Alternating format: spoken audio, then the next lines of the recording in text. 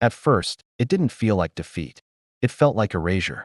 Captain Alexei Morozov stood beside his guns as the road filled with men moving east, not marching, not retreating, just walking with their weapons hanging low. 3 weeks earlier, the German invasion had begun. Maps still showed organized units and solid front lines. Radios promised reinforcements. Posters promised victory. Reality promised nothing. Entire divisions didn't fall in battles. They vanished. Encircled, cut off, starved of fuel and orders, they dissolved into the countryside like smoke. Morozov had trained for mass warfare his entire life. He believed in numbers, depth, sacrifice. What he was watching wasn't sacrifice. It was entropy. The Germans didn't smash defenses head-on. They flowed around them. Strong points were bypassed, left isolated, still firing into a war that had already moved on. Villages fell without being attacked. Airfields were abandoned before planes could take off. Command posts went silent not from bombs, but confusion. This wasn't soldier against soldier. It was system against system. And systems don't care how brave you are. On paper, the Red Army had more tanks, more men, more guns. In reality, fuel didn't arrive, spare parts didn't exist, and orders contradicted each other. Every retreat required permission. Permission never came. So units stayed where they were, waiting for orders that would never arrive. Morozov's battery fired until the barrels burned hot. They destroyed vehicles. They killed men.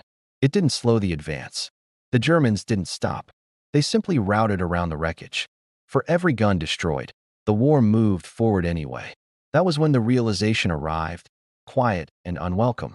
Germany could not win this war.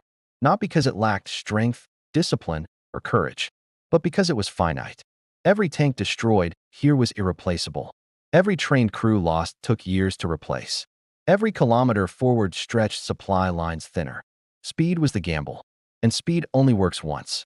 The Soviet Union wasn't just a country. It was distance, space, time bought with blood and land. Factories were being dismantled and shipped east while territory was traded for survival. The war was already moving behind the front. Germany was conquering land, not time. And time was undefeated. Morozov understood something darker still. His army didn't need to win brilliantly. It only needed to survive badly. Lose cities, lose men, lose pride. As long as it kept existing. Winter would come. Mud would swallow vehicles. Ice would crack engines. Machines would turn back into men freezing in borrowed uniforms. Standing beside his guns, Morozov felt despair, not for his country, but for the enemy. Because he knew how this ended. Not in heroic last stands, but in exhaustion and arithmetic. Factories would outproduce courage. Trains would outlast ideology. Numbers would decide what belief never could. The German soldier believed the war would end quickly. The Soviet soldier knew something worse. It would go on. It would grind forward through winters, cities, and millions of lives until only production charts mattered. History didn't turn on the day of invasion.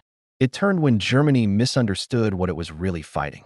Not an army, not a people, an industrial equation with no ceiling. Morozov survived that summer, and the winter, and the years after. He never forgot that moment on the road.